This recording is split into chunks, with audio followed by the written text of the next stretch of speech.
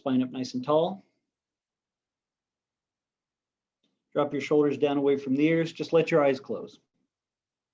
Let go of the idea of pushing your chest one way or the other right now, but any lift that you can create that lets you take a slightly deeper breath in without force. Make that small adjustment for you, whether it's you move your shoulders, you take a little more awareness in your breath up to the top lobe of the lung. Don't just get into the idea and always react without thought in your positioning of your body. Because it's easy, even though we take in all this knowledge, let your eyes close. We take in all the knowledge we learn about yoga and about ourselves. It becomes easy once repeated a number of times to just become habit. Mr. Iyengar would often say, we're in the practice of yoga to ultimately counter the bad habits and then remove all habits. Habits can be good to give us structure and give us routine and meaning, but ultimately they should not define us. And habits without thought is action without thought. And even things we learned that were good for us at one point, if we don't pay attention to how we're changing and what we're doing, we ultimately might harm ourselves and then the world again. The desire to protect and love can be a habit that we all follow through on, but that too can become aggressive to others. The desire to heal our bodies or work out or be in shape can lead us down roads of not acknowledgement that we have changed or we have healed or we have protected. So as you take those deep breaths in, my friends, let there be an awareness of where your body is, and that each lift of your spine or each breath you take in, if there's a small adjustment that helps you breathe more without force, right? My last classes, I talked about removing the force from your practice, and what drives you in your work should not be aggression.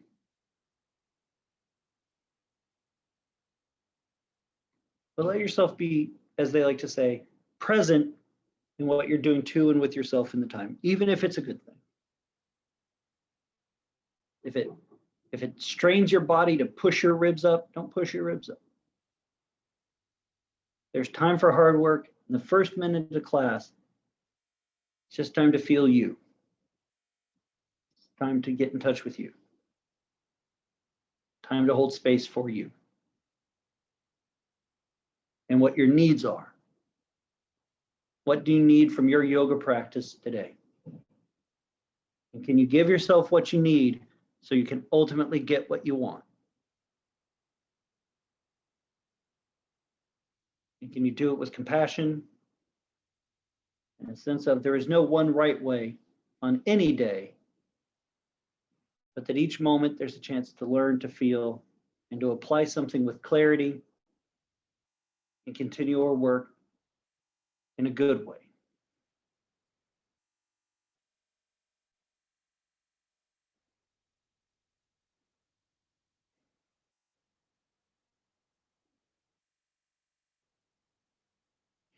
Take a nice deep breath in, bring your palms to the chest.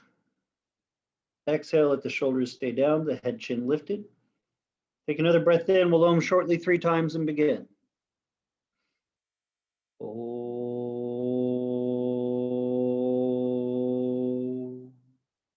Don't be afraid to Om along at home. Om.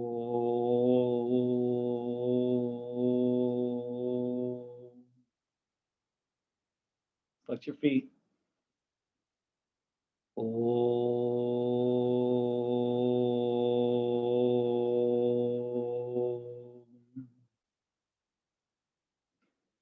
Bow your head and salute the essence of yoga inside yourself. And if you don't have a particular poem, rhyme, limerick, or idea of what that may be, let me offer that your life is never stuck, static, or stale. You live in the ever graceful flows and currents of life. Bring your hands into your lap. Let your head rise and your eyes open. Great, cool. So nice to see some people joining us, sneaking in. I appreciate it. I don't care if you come in for the last 5 minutes yoga. You're here for you. That's what matters. Let's come to a standing position. Warm up with a few standing poses. Stand in Tadasana, please. Thighs together, feet together. Turn off one instead. Perfect. That's perfect. Thank you. Feet together, thighs touching, calf touching. Don't push the knee joint back. It creates space between the calf, but let your knee bend enough so you can actually feel or visibly see the calf moving towards each other. Because the thing is that even though you may do this pose with your feet apart rather than together, over forcing, right? That word force, over forcing or working that knee joint isn't going to actually move you to that thing. You can create reaction in your body for any pose or movement if you're willing to give yourself the space to do it and back off of the force of doing it. To wit, for a moment, push your knees back, lock your knee joints. Don't do it to hurt yourself, please. But then try to squeeze your legs together and feel what resistance you're finding. It's not that there's anything wrong with your leg. It's that all of your force, right? Force is a form of violence, is being applied elsewhere. So bend your knees slightly and then re-engage your legs to draw in towards center line instead of pushing just in one area. Your body is strong enough to hold all of your power, right? Because the force of will is sometimes stronger than force of body. So, so ask your force of will to move more of you than just one part of you. And trust that the calf muscles can move the thighs. Lift all 10 toes off the floor. Without looking down, place your big toes down and keep all the other toes lifted.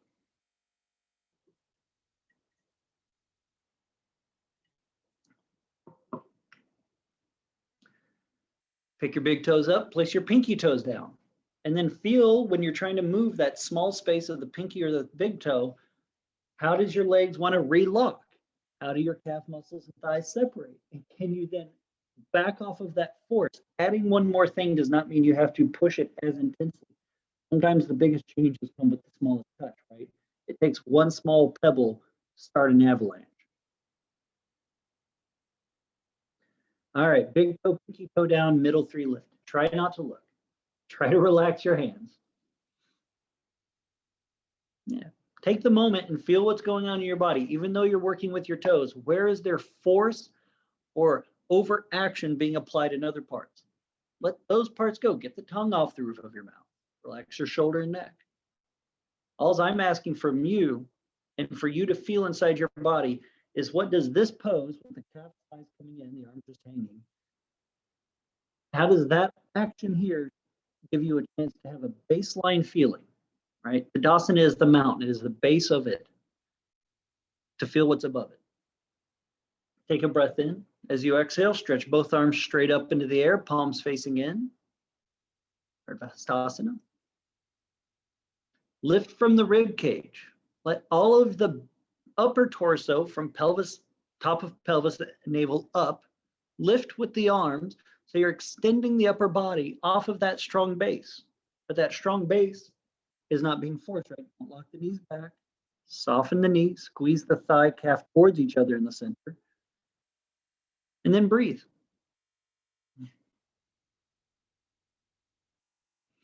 Take those breath ins that let you work with you. And then for a moment, here's the fun part. Don't do what your teacher says. Stay in the pose to a degree, but then experiment with your own body. If there's something that I've asked you to do that's making you feel tight, tense, negative, back off of that part and work a different part. Feel you. Because as I've always said, ultimately, this is your yoga practice, not mine. Interlace your fingers, turn your palms up to the ceiling.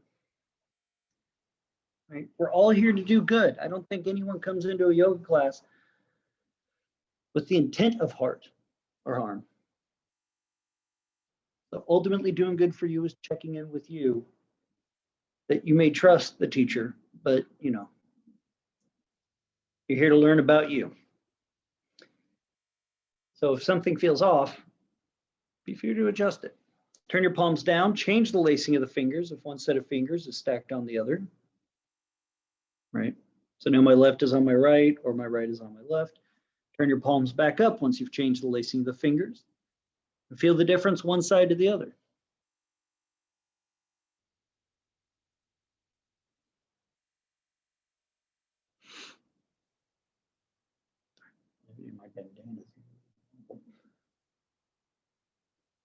Take a nice deep breath in, lift the upper torso, extend through the leg.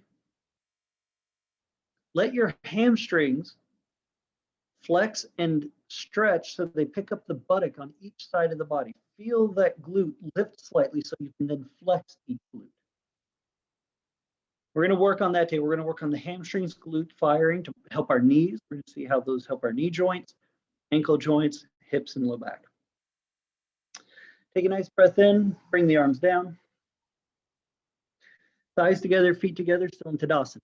So now that you've lifted, try to keep the extension of your spine. Pick up your right foot by bending your right knee and taking your foot back behind you. Your knees are still touching. If they weren't touching, they should be touching now. When you squeeze the calf and or the thighs together and squeeze the knees together, that back lifted foot, point the foot and think about the muscles that it takes to lift that foot higher. Even if you need to use a chair or a wall for balance, please do so, because we're more about experiencing rather than force. Pick up that, squeeze your thighs together. Pick up that foot any degree, but when you think about what it takes to lift the foot, let your hamstring lift the right buttock up a little bit too. That doesn't mean tilt or lean or stick your butt back, but think about what it takes to lift the thud, so then you can flex the buttock deeper.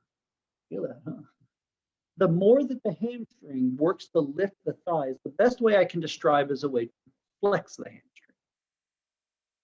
It's easy to think I'm flexing the hamstring by gripping my glute, but you want both to work in tandem. Bring your right leg down. Pick your right knee up in front of you for a moment. So we've all done this, right? You've been in my class, you've been around. So when you pick that right knee up in front of you, now keep your thigh and knee the same height as your hip, and then bend your right knee deeper, pulling the heel towards your glute, which is much harder actually to do. So then here, now the quad has to flex, but still the hamstring must engage also. Think about your femur bone and hamstring moving towards your hip and then lifting the backside of it up. You'll feel your abdominal lift a little bit if you do this, kindly. So do it again. So right leg up, bending the right knee towards the glute, and then move the bone of the leg into the hip, and think about the hamstring pushing the glute, the bottom of the glute up. So then you can flex the glute. Your abdominals will start to flex when this is true. That flex of the abdominals is the decompression of your lower spine. All right, bring the leg down. Nice. It's a lot of work. I'm exhausted watching. So let's do the left leg.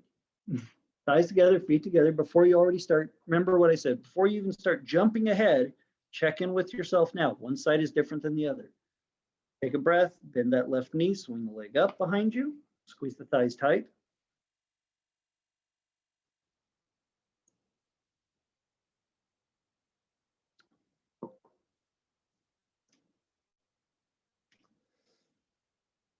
When you squeeze your thighs tight together, think about the hamstring lifting the buttock, so then you can flex that glute and then bend the knee more.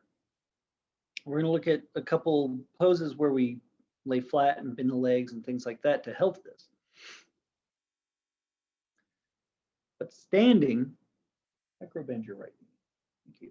Standing is a chance to, one, strengthen both legs. So can you push through your right foot as your left hamstring lifts the buttock? Can your right hamstring pick your buttock up also and flex the glute? So it feels like both buttocks are lifting. The shelf of the glute is rising, not swinging out, but rising up, so they can fire and the abdominals flex.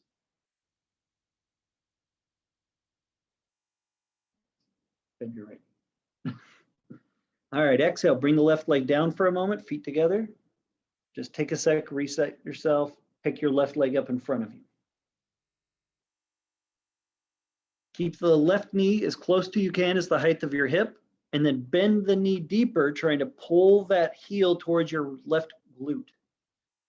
Move the left femur bone towards the buttock, so you feel the hamstring have to push towards the buttock, and then bend the knee more, so you feel that abdominal flex. Even if it's a little, you might just kind of like lift briefly for a moment. That's the lower abdominis helping your spine decompress. Very important for the whole body.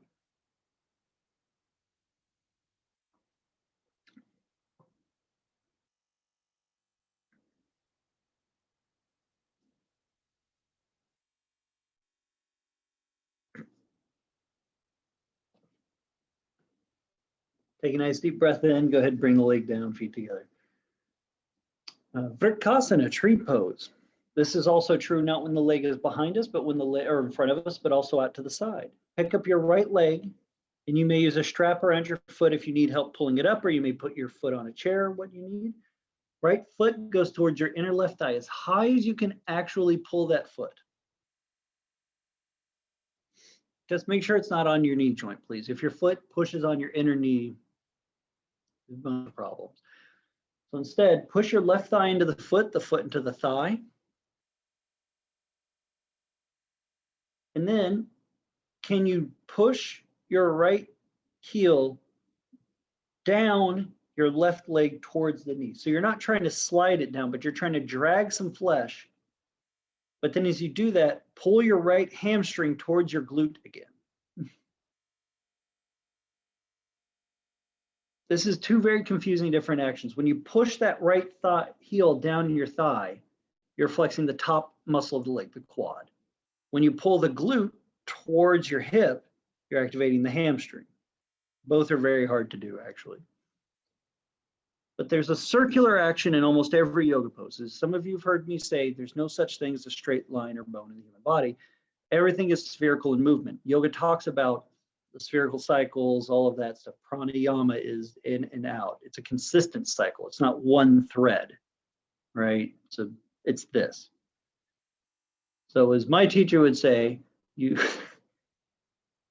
the movement going up is prana, and the movement going down is apana. So flex your right quad, drag your heel down, pull your apana down, and your prana up. That might not actually mean anything to any of you, but it's a fun lesson to hear and start thinking about. Stretch your arms up if you can, lift fully through. But when you start moving the body, often it's good to think about, can you move one part one way by moving another part the opposite? You've all heard me say this, that when two parts move opposite, there's space. The right quad stretching down to pull the foot down, the hamstring pulling up to lift your glute up is a circular action. They're moving opposite. The space happens in your hip. And those of you fall out, great. You may have opened something up, right? I like to say that every time you fall in a one-legged standing pose, it means you learned something new about you. You changed something because you were standing normally before. And we're all here for something different. Switch legs. All right, left leg, pick it up. Swing that foot up to the inner thigh.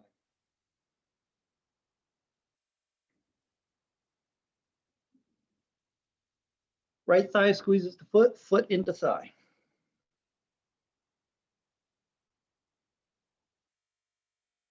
Bend your right knee. When you push your left foot into the right thigh, drag the heel down slightly here in Pichitasana, tree pose. And then the hamstring pulls towards the glute. So the glute must lift. The shelf of the buttock comes up. If you feel the abdominals flex, even slightly, not the top big ab, you're not getting the six pack of yoga, but you're getting that lower abdominal near the pelvic lower groin area, where you learn Uddiyana Bandha over time. You learn that Uddiyana Bandha from being able to the lift of the base pelvis. So from that, if you feel that lower flex, that means you're in the right area. So the top of the leg extends, the bottom of the leg retracts. Arms up, hold the pose.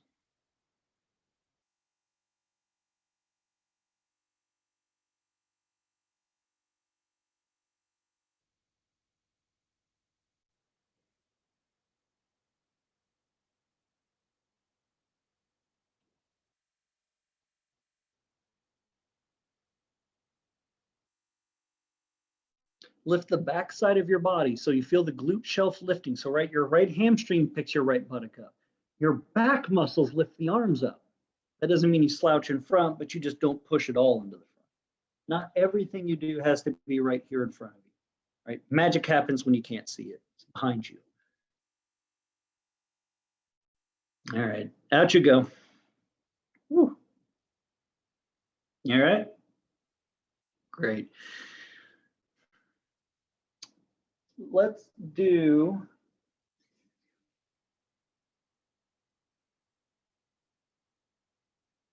sorry, my brain reset for a hot minute. Grab a yoga strap or belt, towel, whatever you use for that. We're going to work Pichitasana for a moment, standing both extensions, because this is a very interesting lesson about how we lift the glute in this.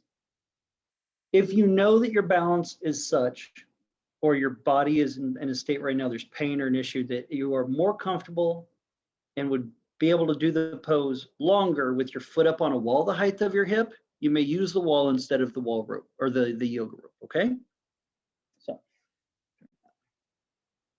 you're going to stand in Tadasana. You're going to take the strap and hook it around your right foot. Pick your right knee up to your chest, hook the strap around your foot. Start there, where we first started the entire class in, like so. Knees about the height of your hip. Now, if you are going to use the wall, you can either put your back to the wall or you can turn and face the wall and put your foot up on the wall, but still hold the yoga strap. Keep the strap in your hand, because there's a challenge to this. With your right knee bent and your strap around your foot, around the bottom of your foot, I want you to push down on the strap like you were trying to push it to the floor while holding it with your arm at that same height. So the arm and the leg are fighting each other. Feel where your glutes go. They tuck under you because you're trying to push with your low back. Keep your right knee bent. Pull the right femur bone, the large bone of the leg, from the knee towards the hip. Not so you're pulling the outer hip up, but lift the bottom of your glutes up by also bending your left knee a micro bend and pick your left buttock up with your hamstring. You're going to shake more when you do this, huh, Elise? She agrees. And then, or you're going to fall, because that's part of shaking. Your right foot pushes against the strap. Both buttocks lift. The bottom of the shelf here pulls up, so you feel like you have to flex them to stand. That will be one of the first things to save your spine.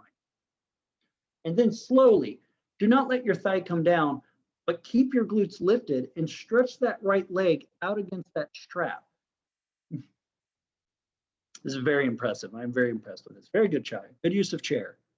You got it, Shuba. Pick up those glutes.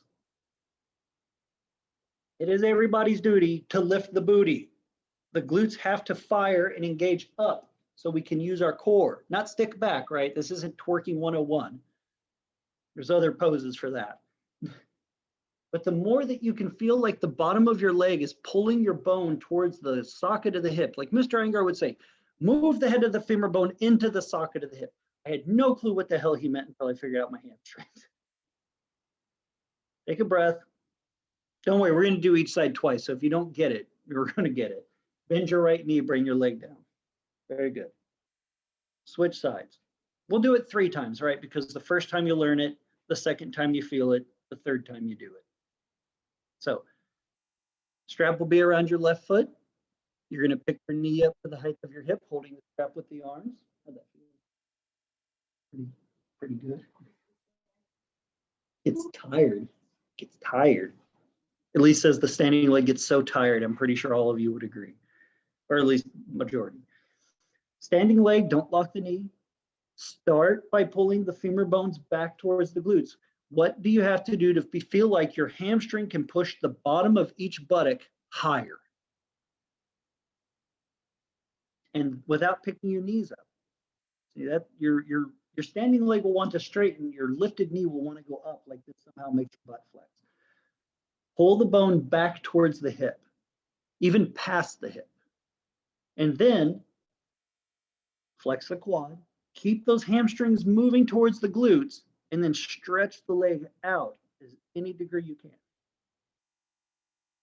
Even if you have to hold on to 3 things and put your foot on a wall or a chair and a prayer, can you at least then take a moment, back off of how hard you're pushing the extension and work the backside of your body that you can't see? What do you have to do to stop working this so you can do this, which is bend the knees micro and move the butt back and up slightly. There you go. This is one of the ways I think we begin to work safely inside of our own bodies, is that we give ourselves the chance to not push as hard and know that there's more than one side to us, right? We are bigger than the problem that we have, and we are also more than just the immediate joy. Take a nice breath. Exhale, bring your leg down. Nice. All right, let's do it again. Switch sides. This is where I'm expecting someone to have internet issues and disconnect. Now, I know you're all going to stick around. I'm not worried. All right, thighs together, feet together if you can. Use walls for balance. Put your foot on a chair or a wall. But this is more about exploring the part you can't see. What muscle do we work back here? It's easy to make the stuff up here overwork because we can see this. The only thing we worry about back here is, does this make my butt look big? No. Pick up the right knee. Strap around your foot. Before you straighten the leg out, what can you do to take your focus to the backside of your legs? Plant your power in your heel. Bend the knees slightly. And then think about your glutes moving back because your leg bones are moving back and going up. So the very bottom thud lifts. You may feel like you're sticking your butt out. You're really not, because if you feel your lower abdominals flex, that means you're actually setting your pelvis center, and the back muscles of your legs are helping your spine lift. Extend the leg any degree. It doesn't have to go straight. No one's worried about that. I'm worried about back here. I like magic, so we're going to do the back side. What can you do to move the muscle on the bottom of the leg back and up? Experiment with that action, the constriction of the femur hamstring and the lift. 4 more seconds. Take at least 2 breaths. It is extended like that. Point the foot if you've got your foot on a strap or on anything. Elise asked a very good question. You want to extend and point the foot because eventually this foot goes above your head and you're holding it. And it's just all weird. All right, leg down. Switch feet. Stay on it. Don't wander off your mat, right? You don't want to quit a yoga pose halfway through. You don't take your cake out of the oven halfway to taste it. Stay on your mat and just turn around. Pick the leg up. Knee bent. You got this. You all can do this. I've made you all do way meaner stuff than this in the yoga studio. Move the hand, knee the height of your hip. Don't go higher. Don't be an overachiever of nothing. Because when you overachieve nothing, you get nothing. Move the hamstring to the glute. There's a tattoo. Move the hamstring so you feel the right buttock and left buttock go back, and then lift so you feel that abdominal flex. When you get that, then stretch the leg out any degree. Took me a long time to figure out balance, and this is not from my hamstring being straight, from my hamstring being flexed. Move the glutes back. Even when that left leg starts to go out, pull the bone back to the hip, move the hamstring to the buttock and make that butt go up and back. There you go. That much better. Not over tucking. All right. 4 more seconds. Take 2 breaths. And no one asked me a question in the middle of that. All right. Come on down. All right, last side, right side one more time. Remember, first time you learn it, second time you feel it, third time you do it. If your hips are screaming, be happy they're alive. Pick your right knee up in front of you. Knee the height of your hip.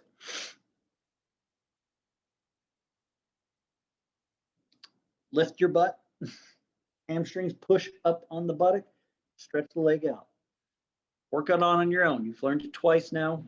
I'm not going to harp on you. I'm going to watch, and if I see something really wrong. Good, Caitlin. This is my favorite time I get to compliment.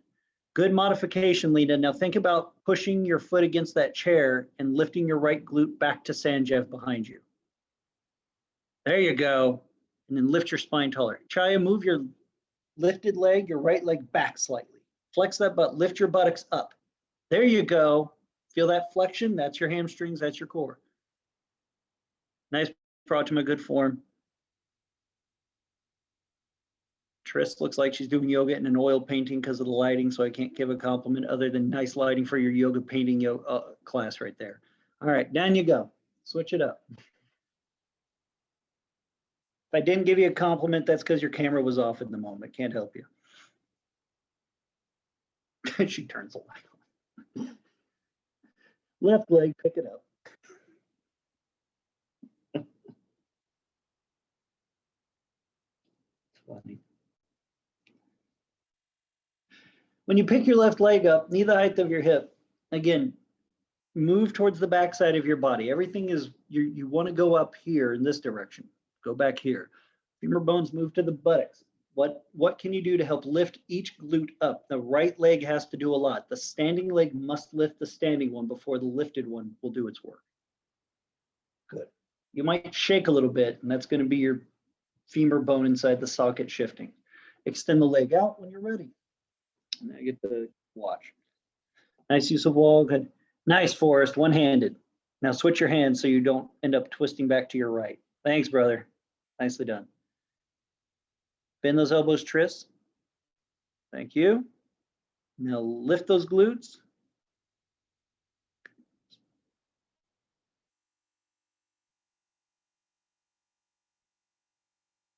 A few more seconds. What can you do to lift both buttock equally and then flex them both? Because once they lift, then you can fire them better. You can actually fire glute major and medial. When they're tucked, you only get to fire glute minor and medial. Major is the big one. You want that. Exhale, down you go. You all right? Okay. Bracha Pichitasana, pigeon pose. I would like for you to grab a block or a bolster or some blankets so there's some height to your hips. This is not about forcing stretch onto the front leg. This is going to be about feeling and working with the back leg, the quad, the hamstring to the hip. So do pigeon pose. Do your left leg forward and your right leg.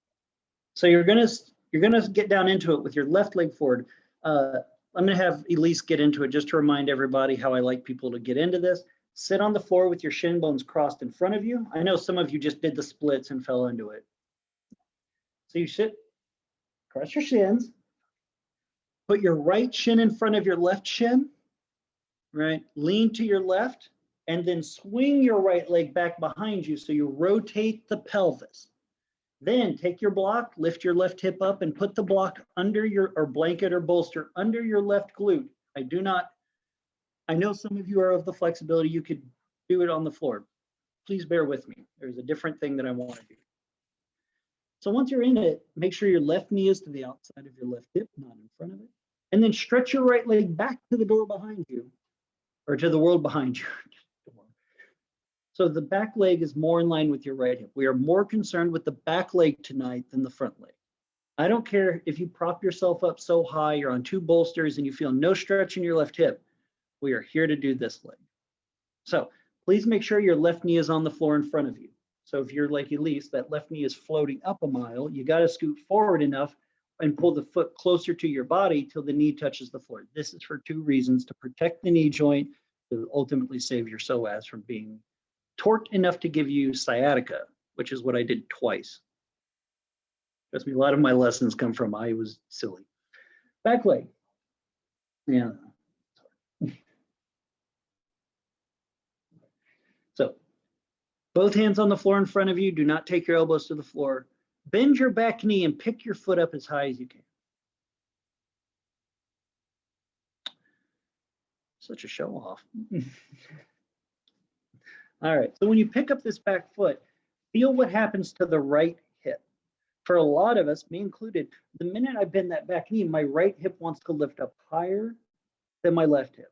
This would be the tilted pelvis. This is showing psoas and the back muscles want to do the majority of the work. This would be shortening the right back muscle if your hip lifted up higher. Do not try to push your right back muscle down to correct this. Lower your leg about halfway from wherever you are, whatever height is. So if you're 2 inches off the floor, you're now 1. If you're straight up, you're half, whatever. And then I want you to think about the right hamstring between your glute and your knee. Don't push it down, but think about your hamstring pulling up to the thut again. What does it take to move this muscle up towards the glute so then you can flex the buttock and pull the bone in like it was shifting to the left? My teacher would teach me to do this by standing on my hamstring and then putting another foot on my hip and pushing it to the left. So halfway, and make this work. For some of us, what has to happen is you have to stop pushing your low back to the floor. Round your belly towards your spine so you feel the top of your pelvis lift, and then try it. And I'm pretty sure you'll find something to move. Huh, Elise?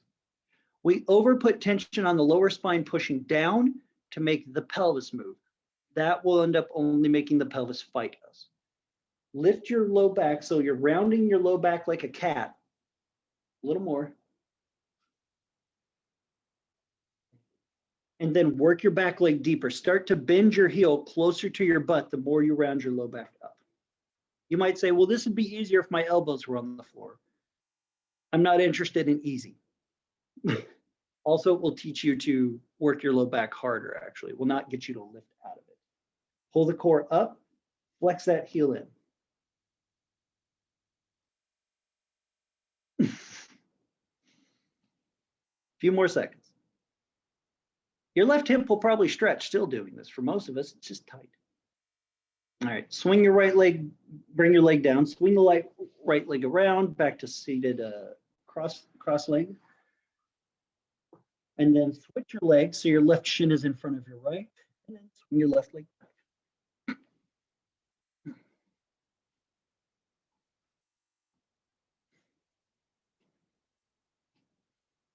Make sure your right knee is to the outside of your right hip. It is not directly in front of your right hip, please. Then work your back leg more. Even if you have to add more height to your hip, I would prefer your back leg to be in line with your left hip and extended fully. So don't be afraid to look behind you like Elise is, and then wiggling that foot and leg into position. One of the things my teacher would say is don't let your foot be curved like a sickle. Because your toes will totally curve in more than the rest of your foot. It'll follow your arch because it's curved. All right. Before you start picking the back leg up, you've already got a little bit. So kind of don't round your upper back, pull your abdomen back, round your lower back, like a cat, and then pick up that foot. And think about that thigh pulling towards the buttock, the back of that leg lifting not straight up to the sky, but the line of your body towards your glute. So it feels like you're picking the bottom of your butt up, and then flex your glutes. You feel the stretch deeper. The more we keep the muscle not forced, not overly flexed, but engaged, and then stretch and engage the muscle, we actually keep that muscle to be very supple. It's where the very best kind of flexibility comes from. And for some of you that are hypermobile, you know that there are different types of flexibility. I am hypermobile. I have the worst type of flexibility. So we have to be aware that we can take a flexed muscle and engage it and then teach it to move while in that state. And that's how we become very graceful in our movement. We see those people like athletes or, people who are very practiced in dance or yoga move the way they move. They're not just totally loose where it's just flopping around. They're very flexed and controlled and moving those flexed muscles. Same applies to yoga and all our poses. Lift each buttock up, lift your core up, and then pull that heel in as best you can for a few more moments.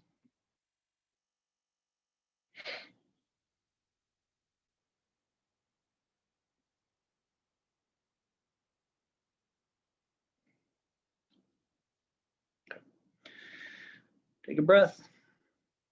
Exhale, bring the leg down, swing the leg around. Let's do the other side again. Do-si-do.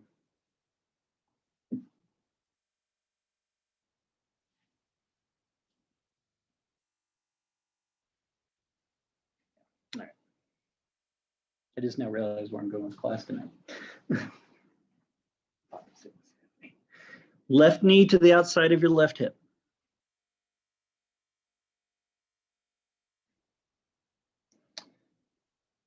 Try not to push your lower back down. Don't worry about pushing the length of your spine towards the floor. Lift the lower back up. There, very good, Elise. That was perfect. Now bend your back knee so you can feel that hamstring foot. Make it slow. Make the whole movement that you lift up. Take to the count of 5 to lift your foot up off the floor. Even if you only go 3 inches, make it take a long time so you can really practice feeling that flex. Because mobility will make us go past the point of flexion, and then we're lost, and then we're forced again. So even if you can keep your low back, lower a little bit to flex the hamstring better so that you can learn to stretch a flexed muscle. You will get better, 1, results, and 2, it creates less of a contentious action within your own pose. Huh. Now, if you are of the mobility that you can take a hand, your right hand, back and touch your thumb right into your thud, you got it. Then you can put your other hand up on a chair, whatever you need to help this. Your right thumb goes right in your thud. Dig your thumb into your thigh hamstring, and then push your thigh hamstring against your thumb. Think about your hamstring pushing your thumb joint away from it. As then you continue to bend the knee. Even if you have to let the knee down to feel that lift, do it. I'm not worried about this bend. I'm more worried about this hamstring. How's that feel? Now arch your low back. Ooh, there you go. Feel the difference there. Stable muscle. Very nice. Take a couple more breaths. Ready for the fun part?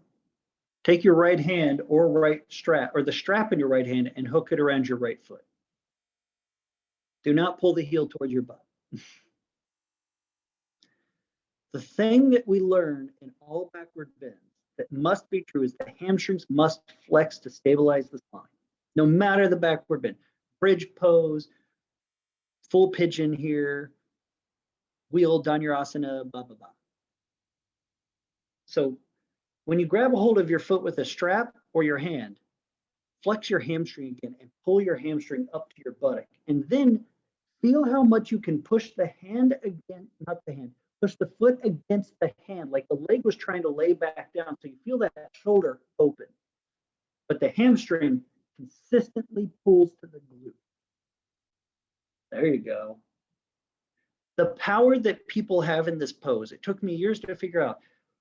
I always wanted to lift on my core, but the hamstrings must flex to lift the glutes to actually release even the shoulder in your upper back. It's fascinating, the stability there. Keep your core engaged and lifted. Thank you. Good. How's that feel? Is it leaning too much to my left side? No. Okay. If I had to look. No. Exhale. Let you go. Elise was asking if she was leaning too much to her left. And while you switch, I'll speak to that. Swing your legs around, cross your shins so the left is in front, and then swing it to the backside. Prop your hips up with the block. She asked the question, am I leaning too hard to my left? You will lean harder into one side than the other with this early on, especially because you're elevated. I'm not worried about you having to pick up both limbs or do the full thing yet.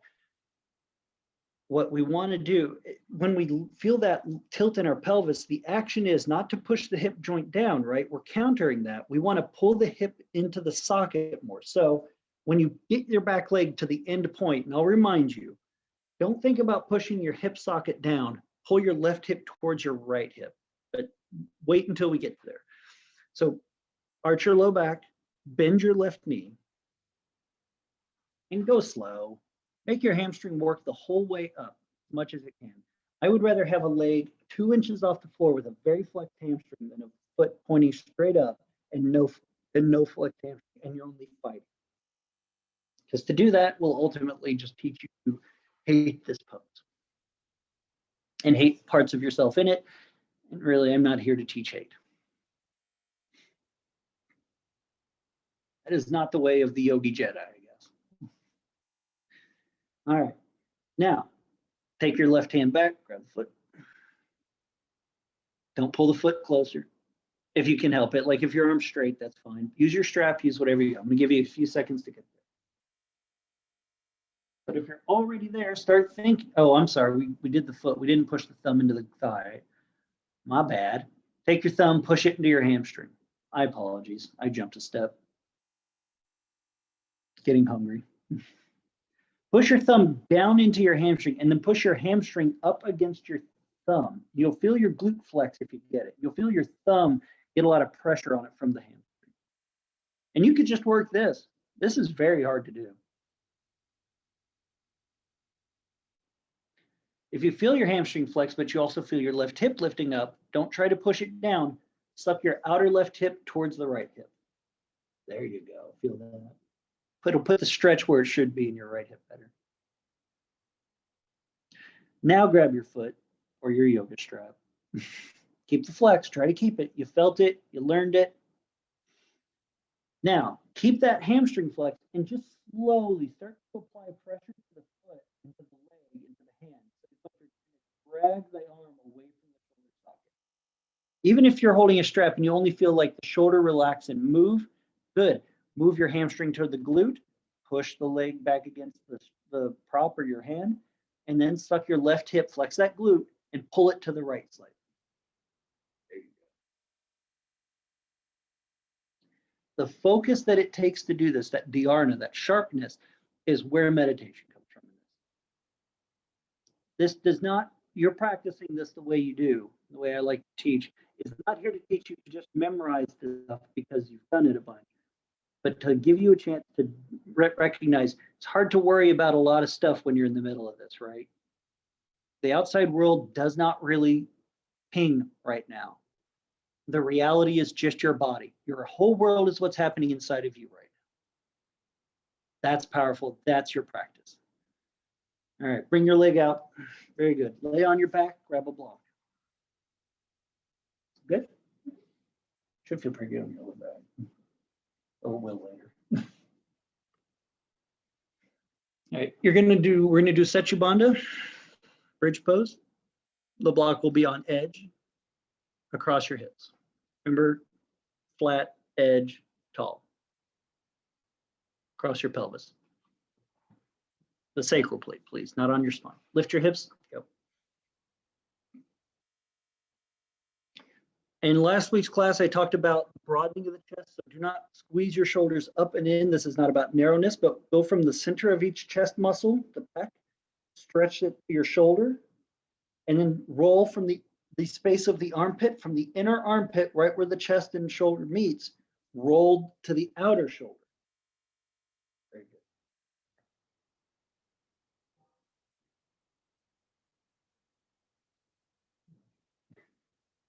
All right. Don't worry about pushing your low back up. Your shoulder blades come into your back. All right. Here's how we want to learn to flex the hamstrings even here. Make sure your feet are just a little bit in front of your knees so they're not directly under the knee. Pick your toes and the foot up off the floor, but keep your heel touching the floor. Looks like this. It'll look like this. Your heel is down and your foot is up. Great. Dig your heel into your yoga mat, and without lifting your glutes up off the block, pull your heel towards your yoga mat. Drag it along your mat. Don't actually slide it. Do the resistance. Drag it along the mat, and then feel as if you can flex your hamstrings and pull your hamstring towards the glute. And then pull, without coming off the block, tuck your butt towards the knee. Ooh, without pushing your low back down. If this is hard, this shows how much you want to use your low back. The same actions we've been doing the whole time apply to this. Keep your heel on the floor, drag the heel towards the block, feel the hamstring flex, and then try to flex each glute towards the hamstring. Hard. This hamstring stability that you're trying to teach can make a difference in how your whole spine lifts.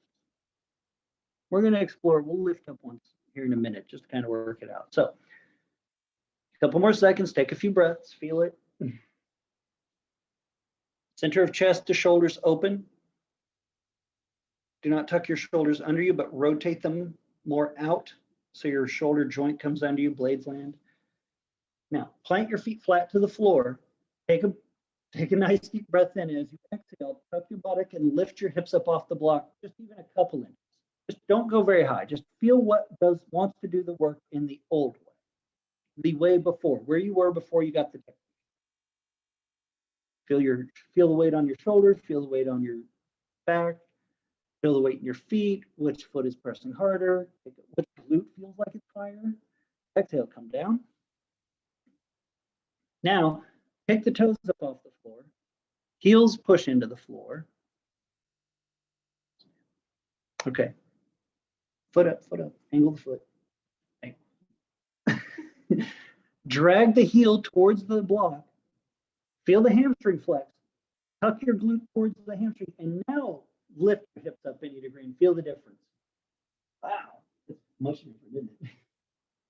Keep dragging those heels towards the block, so it feels like now to get any more height, you have to straighten the leg, but keep those hamstrings and glutes constricted. Learn to move the constricted muscles so the muscle does not stay tight. Mobility comes from stability. Take a couple breaths, feel the difference. Flex those glutes, Pratima. There you go. Everyone come down. Very nicely done. So you've done supine hamstrings, pelvic opening, standing, shells. All right, lift the hips, take the block out, please. Grab your yoga strap. Laying on the floor, please. Supta Padagvanstasana. There's a supta. Supta. Hook the strap around your right foot, stretch your right leg up into the air. Supta means supine. Padagvanstasana is extension. Left leg laying on the floor, it's just chilling. Right leg is up in the air. So with your right leg up in the air, friends, already feel how much your right butt came up off the floor. Oh, that's so funny to me. Think about backing off of how hard you're pulling the leg to you. Move the leg away from your body. Put the head. Take the effort out of the hamstring. A overly pulled hamstring, right? Too much mobility removes stability. So now you're not pulling on the hamstring as much. Flex the quad and think about what does it take to push the foot against the strap and move the hamstring to the buttock on the right side so you can flex the right buttock. So if I took that strap away from you, your leg would not fall. Can you flex the right glute by moving the back of the leg towards the glute, but then stretch the leg long by stretching the calf towards the foot to lengthen it? That's where the stretch comes from. You're moving a constricted muscle. That is better than mobility. Stability over mobility any day. Now, take the strap in your left hand only. Take the right leg all the way across, rolling onto your left hip and revolve Hatha. Right arm stays towards the floor. Right shoulder may come up. We'll worry about that. All right, you've just let the leg go over to whatever degree. What happened to your right glute and hamstring? They went for coffee. Move the femur bone into the hip. Pull on that strap. The strap is resisting against that foot. The foot is pushing against the strap. Two parts. Move the hamstring to the bottom of your buttock. Flex the glute. And then pull on that strap to stretch, not up, but pull it towards you to move deeper into the pose. There we go. So I'll say it again. This is a lot. Hamstring flexes. Even if you have to bend the right knee, your right knee can be very bent during this. I don't care. Push the foot against the strap, right? We did this standing. The only difference is the place. Move the hamstring to the glute. And this does not mean roll your right hip to the floor. The right hip stays above the left hip.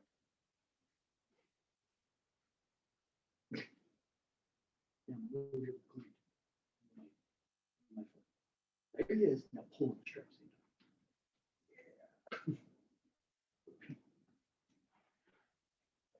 Few more seconds. Make the back side of your legs do more work than the front side. All right, legs up. Switch sides, please. Good. See what I'm talking about, mobility, stability. Look what you inspire. Take your left leg up into the air. Already, if you've maximized your stretch, you've minimized your learning. There's a good stretch. Back off of the stretch of the hamstring. Point the foot. Extend the leg without pulling on it so hard. Flex the hamstring and pull the hamstring into your glute. Make it feel like the back of your leg from the knee to your hip is pulling towards your hip, but the calf is stretching to the foot. 2 points separating, right? Talked about this. Hold the strap in your right hand, roll onto your right hip, moving the left leg across. But the leg resists the strap resists the leg. So that hamstring on the back side of the leg works. Even if the knee is bent, I don't care. Move that hamstring to the glute, fire the buttock.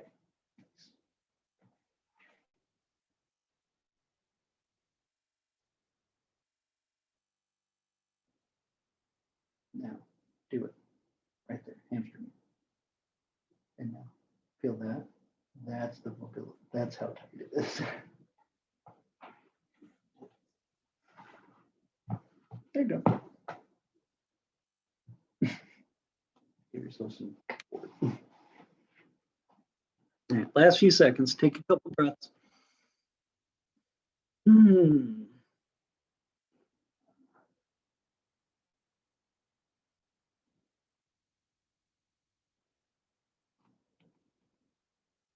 All right, exhale and twist. Stretch your legs out, relax.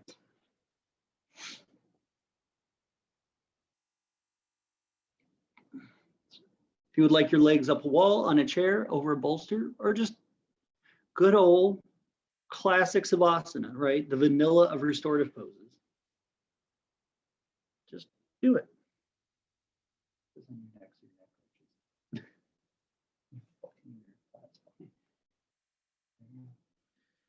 All right, but let your eyes close regardless. Whether you've chosen to modify it for you, right? You're making it yours, right? You go to the ice cream shop, you want the sprinkles, you want the Oreos in it, whatever you're here for, the 3 scoops of whatever. Make it yours, right? Don't take someone else's order. Do what you want for you here. So if you just want Savasana, great. You want to cover yourself, better. Arms overhead, arms alongside the body. Just ask yourself, you know, what I'm doing, am I trying to make more tension and force myself? Remove all force. Be receptive to what your body's asking of you. You gave your body and yourself so much in this last hour. So now listen to it. This is your feedback moment. This is where the body gives you the Yelp review, right? 3 stars, needs more down dog. Parking was terrible. Right.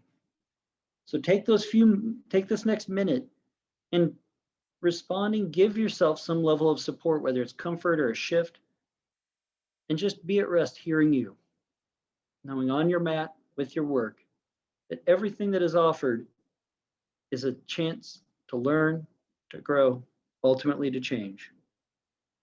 And just as I said at the start, be in the ever-flowing changes of ourselves. Rest, my friends.